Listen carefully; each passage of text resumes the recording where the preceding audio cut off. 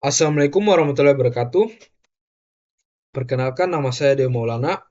Di sini saya perwakilan dari eh, kelompok yang beranggotakan 5 orang akan menjelaskan tentang sejarah sistem operasi generasi pertama. Sistem oper- Sistem operasi generasi pertama pada tahun 1945 sampai 1955. Dapat diketahui bahwa sistem operasi generasi pertama lahir di era awal komputer. Pada era awal komputer sendiri, jika kalau tidak salah itu pada tahun 1940-an, itu masih tidak ada sistem operasi. Untuk me, untuk me,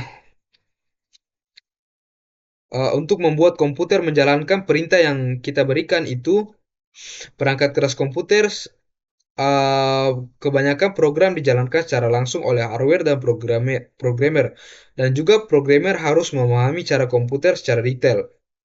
Jika kita bandingkan dengan zaman sekarang itu, komputer zaman sekarang itu sudah ada sistem operasi yang sangat canggih yang menghubungkan kita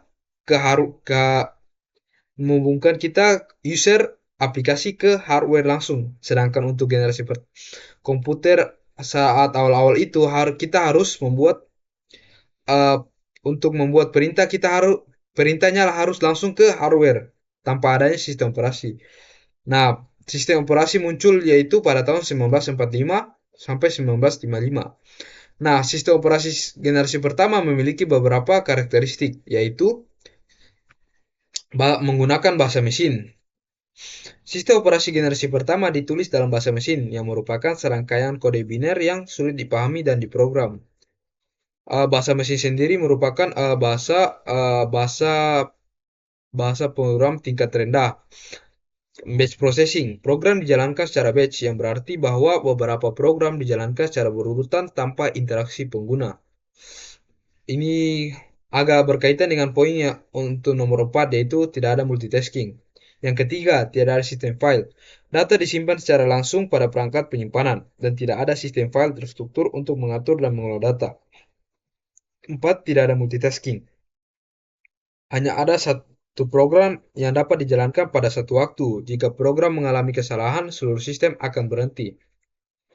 Untuk contoh sistem operasi generasi pertama, yaitu Fortran Monitor System. Kalau tidak salah itu Fortran merupakan bahasa pemrograman level rendah, dan juga sulit dimengerti oleh manusia.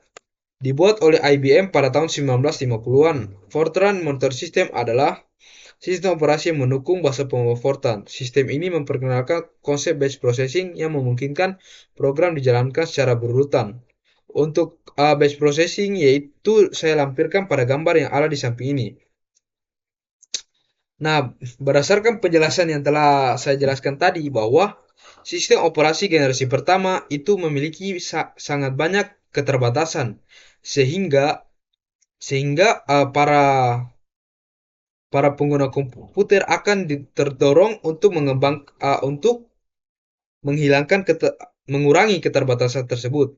Nah, apa saja yang menjadi poin-poin yang menjadi atau dampak yang dibawa dari generasi pertama ke generasi ke selanjutnya, yaitu mendorong munculnya bahasa pemrograman tingkat tinggi. Dapat dilihat tadi bahwa uh, sistem operasi generasi pertama itu masih menggunakan bahasa pemrograman yang sangat sulit dimengerti manusia. Oleh karena itu, dengan keterbatasan tersebut akan mendorong munculnya bahasa pemrograman tingkat tinggi.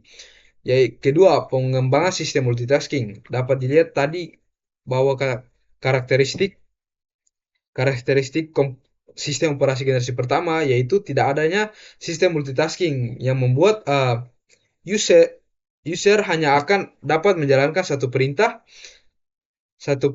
ke satu waktu, yang dimana akan menyebabkan atau menghambat efisiensi efisiensi waktu efisiensi waktu. Yang ketiga, pengembangan teknik manajemen memori. Dapat dilihat bahwa tidak ada sistem file yang data disimpan secara langsung pada perangkat penyimpanan, dan tidak ada sistem file terstruktur untuk mengatur dan mengelola data.